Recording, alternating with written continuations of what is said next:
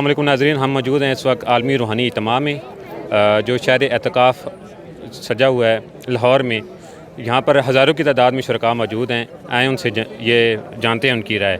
السلام علیکم. وعلیکم السلام. کیا نام ہے آپ کا اور کہاں سے ہیں؟ محمد خالد الوی میرا نام ہے اور میں لاہور سے بلانگ کرتا ہوں. ماشاءاللہ. اب یہ بتائیں کہ آپ لاہور کی اور بھی بہت ساری مساجد ہیں اور ایسی دینی درسگاہیں ہیں، آپ نے اسپیسیفکلی یہ اس جگہ اس کا کیوں انتخاب کیا؟ فرسٹ آف آل میری یہ زندگی کا چوتھا اعتکاف ہے. پہلے 2 اعتکاف میں اپنی گھر کے پاس والی مساجد پہ بیٹھا ہوں اور یہاں پہ میرا دوسرا اعتکاف ہے. جو ڈفرینس میں نے جو مساجدوں میں دیکھا ہے اور یہ اجتماع کے اندر دیکھا ہے، کیونکہ آج کل کا نوجوان جو نسل ہے نا، وہ سوشل میڈیا کی طرف بہت زیادہ راغب ہے.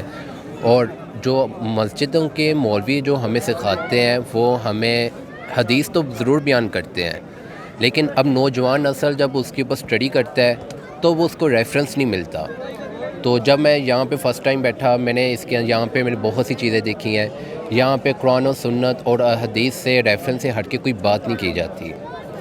تو یہاں کے اندر ایک تو ہماری مساجدوں کے اندر آپ دیکھ لیں، آپ کسی بھی فرقے میں چلے جائیں وہ فرقے بازی کے اندر آ جاتی ہے.